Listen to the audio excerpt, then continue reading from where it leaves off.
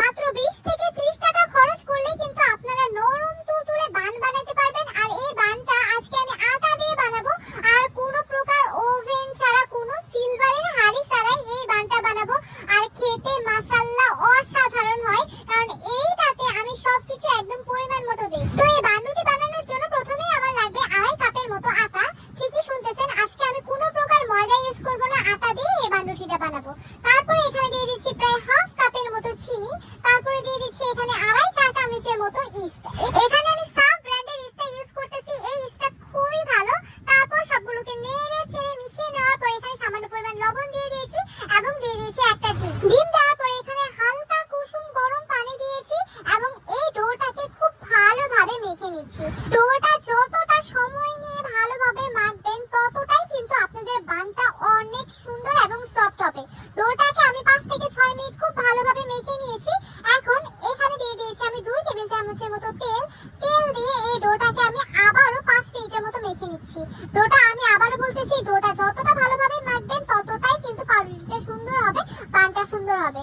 মাখামাখি শেষ হলে এর উপর দিয়ে আমি একটু তেল দিয়ে দিচ্ছি। তেল দিয়ে এটাকে এখন আমি 2 ঘন্টার জন্য রেস্টে দিয়ে দেবো। 1 ঘন্টাতেই কিন্তু এটা ফুলে যাওয়ার কথা, কারণ এটা গরম দিন। দেখতেই পাচ্ছেন পুরোপুরি 2 ঘন্টা পর এটা ফুলে ফেপে একাকার হয়ে গিয়েছে। এখন এর ভেতর থেকে আমি বাতাসটা আবারও বের করে দিয়েছি। এখন এখান থেকে আমি ছোট ছোট লেচি কেটে নেব। আর সবথেকে মজার কথা হচ্ছে, আমার এই 2.5 কাপ আটা থেকে প্রায় 7-8টার মতো বান হয়েছে। আর এই বানগুলা খেতে অনেক বেশি ডেলিশিয়াস ছিল। সন্ধ্যায় চায়ের সাথে এই বানগুলা একদম জমে গিয়েছিল, এতটাই মজা ছিল।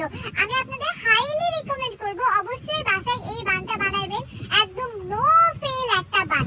এখন আমি হাত দিয়ে খুব সুন্দর গোল একটা শেপ দিয়ে নিয়েছি। আর আমি নিয়ে নিয়েছিলাম লেখালেখির কাগজ।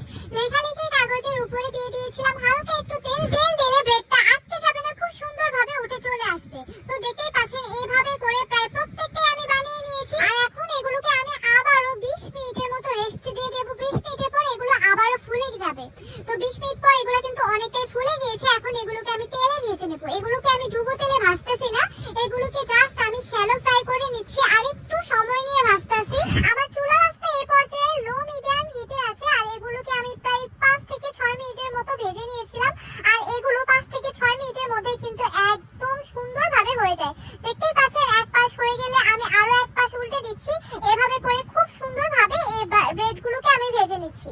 তো আমার প্রথম ব্যাচ হয়ে গিয়েছে, এবার দ্বিতীয় ব্যাচ ভাজার পালা। দ্বিতীয় ব্যাচে ঠিক ওই একইভাবে আমি ভেজে নিচ্ছি। আমি আবারও বলতেছি, এগুলোকে কিন্তু আমি একটু সময় নিয়ে লো মিডিয়াম আঁচে আস্তে আস্তে ভেজে নিচ্ছি। মাশাআল্লাহ সবগুলো ফুলকো ফুলকো বান হয়েছে। আপনারা যারা চুলায় বানাতে ভয় পান কিংবা যাদের ওভেন নাই, তারা কিন্তু ইজি ভাবে এই প্রসেসে বানগুলো বানাতে পারবেন। খুবই সুন্দর হয় এবং খুবই সফট হয়। আজ তাহলে এই পর্যন্ত